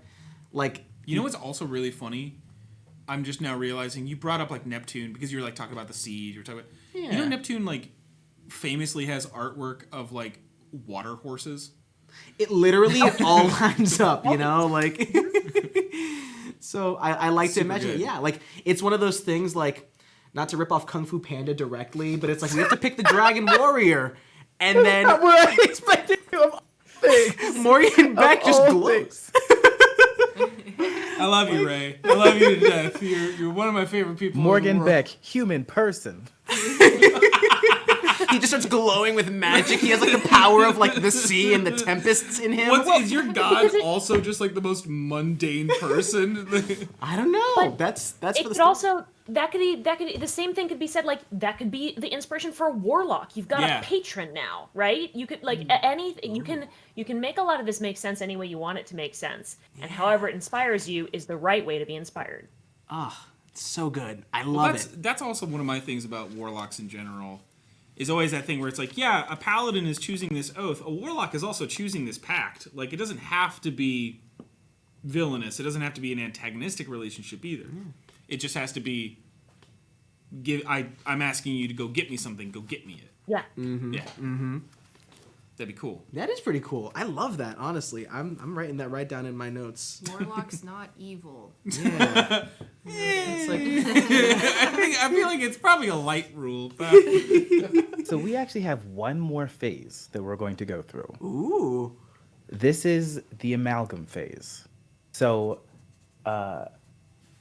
Gizzard has protege, oracle, and faction. Morgan has descendant, liar, and shrine.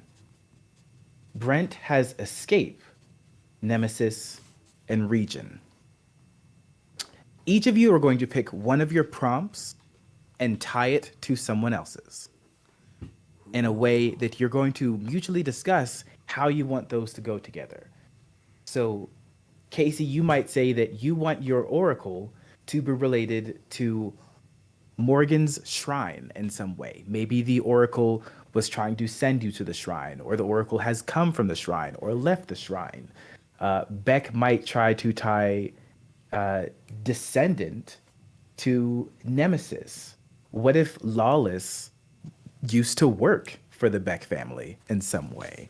What if Lawless has been reporting on the Beck family for years and sought you out for some reason. So you're each going to tie one of your prompts to someone else's, and I am going to throw it to Morgan once more.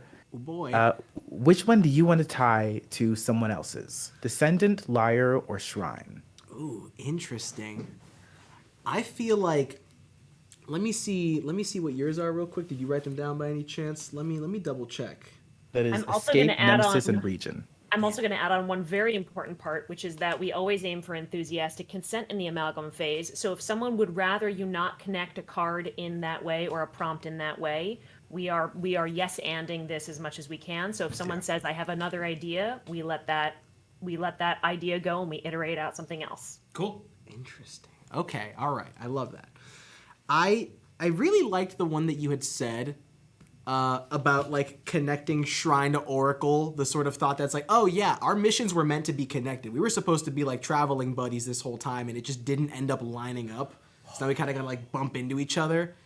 It's like maybe this Oracle, like she has a pact with like this god that gave me my boon, like my paladinly powers, and it's one of those things where it's like, I represent the warlocky side of this thing, and he's the paladin-y side of this, basically. And the two of you, under the guidance of this god, can vanquish this threat if you work together, or something like that. So I was thinking maybe it's like we have to kind of cross paths at some point, because we both have like a very unique tie to this, and we have to like build off of that. Yeah. Maybe that's a fun one. What if the Oracle was like trying to guide Gizzard, because this shrine and this boon was supposed to be for Gizzard, but Gizzard just completely wandered off, and you just picked it up. Right, Ooh. Like they were trying to like get you double classing, like multi-classing or something. Well, it's the kind of thing where it's like, no, Gizzard is like the chosen one. Like Gizzard, like, dude, this is like the wizard. Yes! Like it's like a My Hero thing where it's like this is like clearly the person for the job. Yeah. But like you're the one who actually I'm the one that gets it. showed up. Yeah. Like I was present. I was in attendance. And I had the spirit. I love how that he made them much more positive. It was like, I was the one who got it. I got it. Like no take backs. That's totally fine with Gizzard. He's just like here for a good time, you know. Yeah. Helping Also- out. He doesn't want all that. I was going to say, also, if Gizzard wants to take it back, Gizzard can take it back. Yeah, No, Gizzard it's could good. definitely beat me up. Gizzard could beat Morgan back up like that. He I does wouldn't not stand a remember fight what like it that. is. You're a mundane, regular dude. That's Gizzard the Lizard Wizard. his class is mundane. There's some irony. Like if you did go paladin, didn't you say like you technically don't have magic? So you're like you think you're just a fighter, but you're actually a paladin. Oh, because it also think comes you in hit later so- levels. You don't Hit so you don't hard, understand but it's what happens. really actually magic. You just don't know. Smites just like pop out and you don't understand what's happening. Yeah, like if I get real heated and I go swinging, suddenly I smite a spider and it explodes in thunder, and I'm like, whoa, I didn't know I could do that. Like, Oh, I love that. that's so fun. I love it. Gizzard, Alright, so that's how I will tie. What would you like to tie? Ooh, who next? Gizzard. Okay, cool. So I thought of, all right, so my faction one, the whole event that happened in that oasis, is going to tie into Tyler's, or sorry, You can, it's okay, but Brent's, yeah. into Brent's nemesis, actually. When I was in the town, as I was squishing those purple goopy boys, I found this guy who's like surrounded by all of those purple goopy spiders. And he was like so distracted. He was writing down something like, I don't know. He seemed like a very smart guy. I'm like, oh, Right. you know. Of course he did. Gizzard goes, well, first I got to squish these spiders. I don't know why. I'm just like mechanically doing it. And then, you know, this guy is like so grateful. He's like so, you know, thankful that Gizzard saved him, all this stuff. And he's using a lot of big fancy words that Gizzard's like half comprehending. But he's like, yeah, this guy, you know, he knows what he's doing. And I could really use some guidance right now to handle some of the more complicated things that I can't really keep track of, you know? I need a little bit of guidance. So they introduce themselves like, hi, I'm Gizzard, and this guy says, I am Lawless Lawless Kavarn. Lawless Kavarn. I'm Lawless Kavarn. I am a critic of sorts, you know, traveling around, you know, writing things. I'm like, oh yeah, this guy's smart. You know, so I'm like, hey, how about Did he bring up Brenton Tremblay? Did he? While in mortal peril. No, Oh, okay. Well, all right. no. He had a whole bunch of different. He was really well versed on poets, but that name just didn't. Yeah. Right. Who's Gizzard to know? Right. Gizzard can barely keep track of things happening Sure. from day-to-day basis. Yeah, so, sure. but yeah, so they're teaming up now. Gonna go somewhere. Sounds like Lawless has a good idea of where to go. So Gizzard's Becomes like your manager. Like it's like you got talent, kid. You need a manager, I think. Like You ever thought about writing poetry? There's great some simplicity in poetry, isn't there? oh my god. Nobody works really Gizzard's hard got at a few. Yo, Brenton is seething right now. Yeah. Yeah. Okay, so Brent, what are you tying together? I think it's tough. You need to see words. I have It's my tough because words. those are really good already, and I'm like, I think, because what are they words again for you? Descendant, liar, and shrine. Right. Can the same thing be tied twice, or is it better to?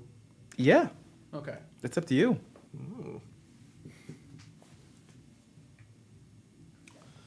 Same It's- things can be tied in a different way if it means something different. Like the whole point of this is that even if you guys all there's a world we could have run this where you all had the exact same prompts and made different stories. So if the connection is Yeah. different to you in some way, that's dive into that. Yeah. Oh. As much I feel like the Oracle was twofold. Ooh. And the city of the region being tied to the Oracle, the one that I got where the city overrun, right? Yeah.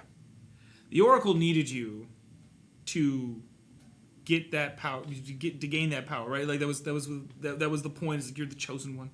You don't have to be, but they think you are, right? Like this group of people, whoever these groups of people are, they think you are. Mm-hmm. And I imagine that this Oracle was attempting to help you be there for this event, which was going to need all the more power than some. This was going to be like the Nexus event, and so I know that doesn't necessarily tie me specifically, but ties this to the Oracle, and I think that would be interesting. Where it's like it was this interconnected, like traveling journey that they were hoping. Maybe I'm also thinking of it like the Oracle couldn't just tell you outright where to go, but had to like subtly hint towards you because the power has to come from some unconscious belief of like, I'm just doing what I want to do. Because if you were told to do what you were going to do, Gizzard may not do it. He wouldn't remember. Yeah. So it's like, it's that thing where it's like, it has to be ingrained somewhere.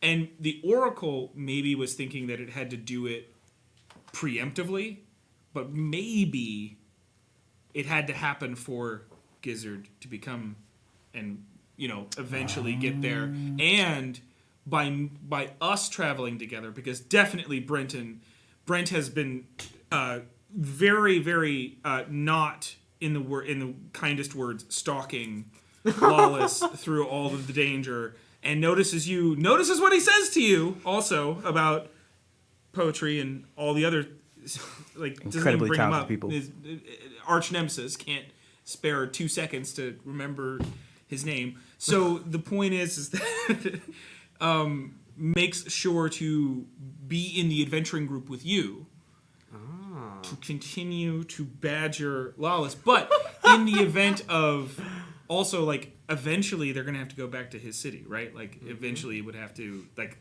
I don't know. It seems like that would be a way to tie that in.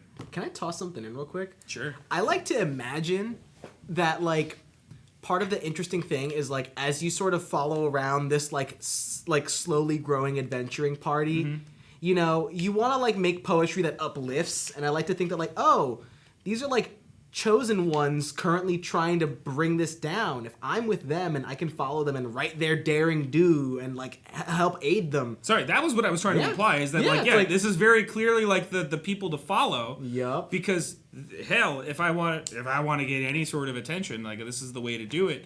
And this guy clearly knows what he's doing. Yeah, Lawless is a really smart guy. So God he's damn it. really If good. I have to... if there's anything that I can do...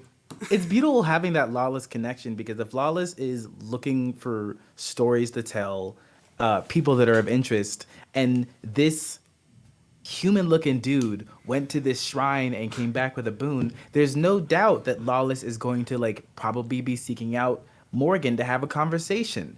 And then if Gizzard and Brent see Lawless talking to Morgan, that is a very easy way to initiate a first session of how you all meet each other, and then an NPC all of you are familiar with, and how to launch the story from there.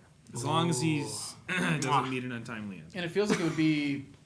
It feels like it would be like more active too, instead of the whole like, okay, we've met each other, we're gonna do exposition where we explain like where we came from to each other. Yeah. Like It all lines up. Supernatural, yeah. Just very easy to make, and it's so much more fun. I think also Yeah. too the idea of it being like, I have had it, like you're saying, like I've had an active decision as my character to say, I'm gonna tie my thing to your thing to say like, yeah, I think I would have to go to this place and seek this out. I'm a paladin of true justice. I must go where iniquity is, and sure enough, you drew the iniquity card. I gotta get over there.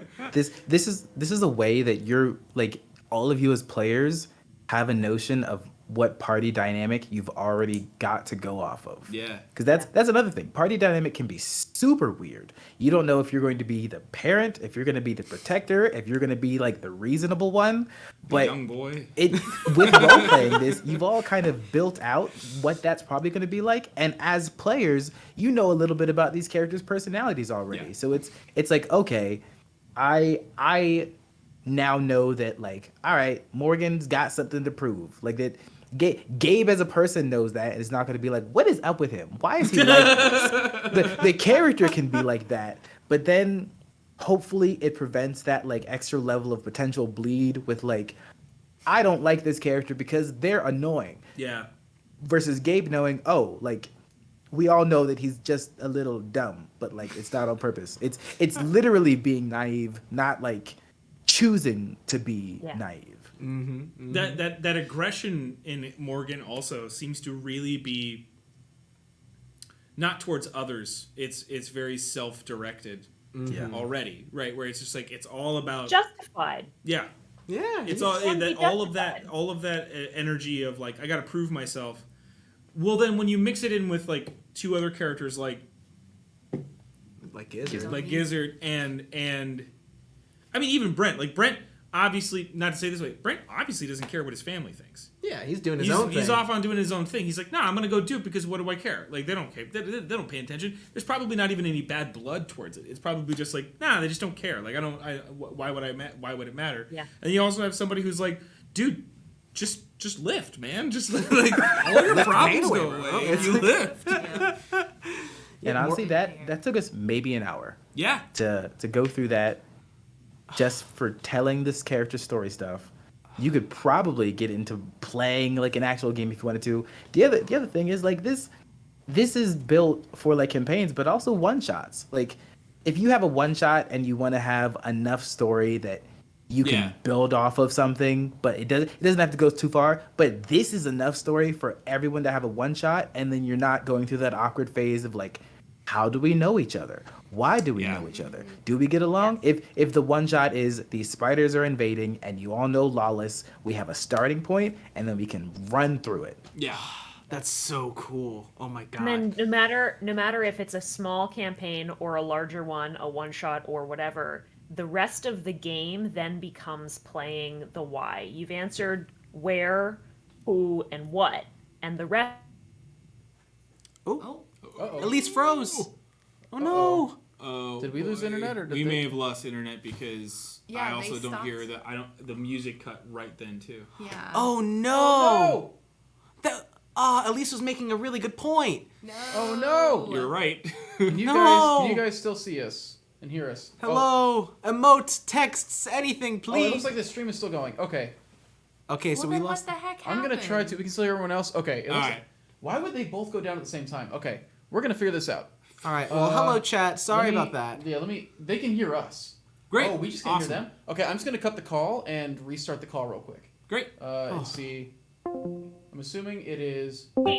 There we go. Hey! Okay. Why did that happen? Weirdly, I don't know. I guess the Discord call just froze. Elise, go back to immediately where you were when we started freaking out. It was really funny though, because the trap music ended right then too. We were like, oh crap, we lost everything. Yeah, we were like this I've whole- written this 100 times. I got it. You've got the where, you've got the who, you've got the what. The rest of it, you get to play the why. Yeah. Why these choices? Why the choices you make after them? It dominoes out of that, and the rest of the game, no matter how long you're playing a session or a campaign, you are motivated in a way that you would not be otherwise, and you have a shared backstory. You can also say, hey, nobody else knows this, or everybody knows this, and decide what you've made this collaboratively.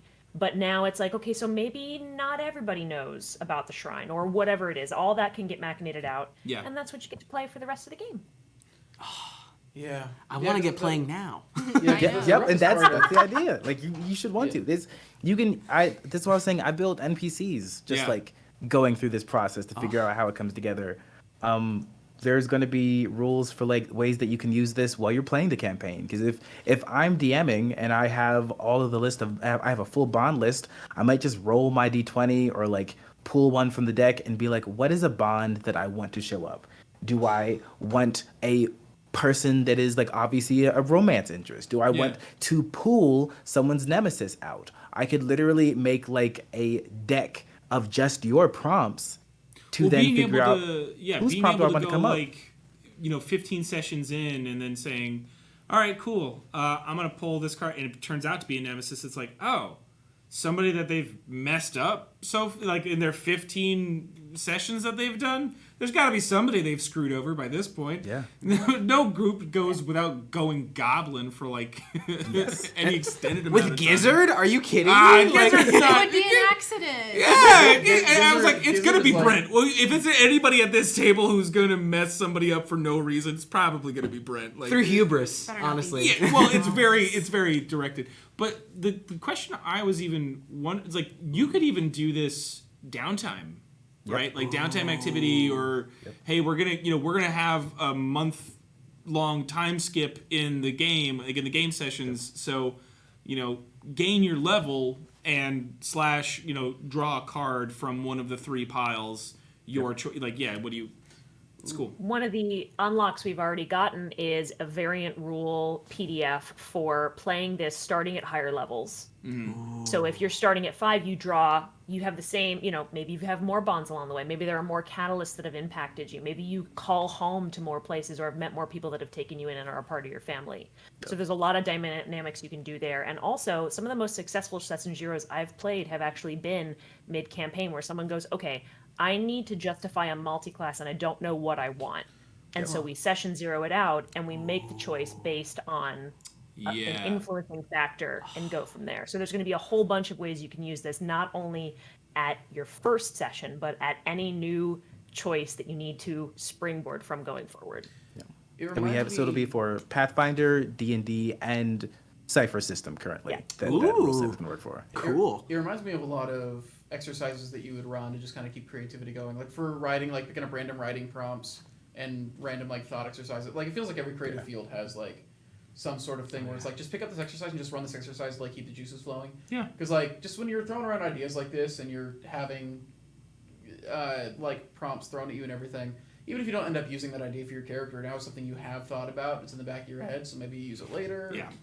I think Yeah. it's nice. It feels like it takes a lot of the pressure off the DM too, and then it involves us a lot more to be constantly thinking about everybody else's stories, and like it feels a lot more collaborative and a lot easier on everybody. Like honestly, it's hard for me to like stay engaged if I'm like waiting on like a turn like combat wise. But if I'm like, ooh, how am I gonna relate this to my story, or what do I need to remember? What's interesting? How can I add on to it? Like it's really great. It gives the moment where like now Gizzard might not know what's happening, but you as a player will get a chance to think about how you might react to what they're experiencing. Yeah. How so now you're probably thinking like, okay, how does Gizzard feel about centaurs if like that's what Morgan Beck's family is going to be like? Does Gizzard try to eat mermaids? And when you have a little bit of My mom. understanding of what's going to come up later, then hopefully you'll be able to be a little bit more prepared mentally to just like dive into that for role play. Yeah. Because if it's like, I'm shocked, I didn't see this coming, I have no idea how to process this. I've had moments where I'm like, I'm not going to say anything because I don't know what to add here, and I have no idea the context of where this is coming from as a player. It does. To the point of just like it taking some pressure off. It's like you were saying this earlier, I believe, Gabe, of giving more power to like not interrupt somebody else's moment, and like that. Like I typically play on tables where that people want to be courteous to each other, and they don't usually. But to your point, it just happens. It just like there are just times where you're like, I didn't realize how important that was, and you found out during, and that player might even said like, it's okay, like it didn't hurt. It was just I was trying to do this thing, and that person's like, just didn't know, and so it saves. I had a of game that, where and someone killed someone else's father, and like they had no idea it was that character's dad, but like it was no malintent. It wasn't like trying to cause that issue, but like they were like, oh, you know what? Who is this person? I don't care. I stab him through the chest, and then they just went about it. And then like the hard thing is like it was a streamed game, so like that's even the person was like, I'm just gonna keep going because we'll just come back to that later. The hope it's hard to tell what needs to come up in a session 0 without being prompted. So hopefully some of these prompts solve that issue. Like, okay, if Gabe's character comes across a centaur that's a jerk, Gabe as a player is going to try to figure out the identity of the centaur so that Gabe is not going to be killing Morgan's dad. Does this centaur look like he could be a father? Does this centaur remind me of Morgan at all? Does he have any sort of No. does he have a fishy smell? Does he have scales on him at all? Just in any matted fur? Does the human part of him seem like impressive in any fashion? Or does he seem mundane? I love that, like, Superman's like the Man of Steel, Man of Tomorrow. I'm the mundane man. Like, that's my There's title. also the all way. Marlboro Man. There's there's like the what is it the most interesting Michelin man is what I was trying to think. Yeah, Michelin Man is definitely the most interesting man in the world. And I'm the mundane one. I've got a lot of questions about how that body works. Well, And that's the demo. Yeah, exactly. that was a lot of fun. I want to back immediately. When is this coming out? I'm like, I love this. The I want to do it campaign's again.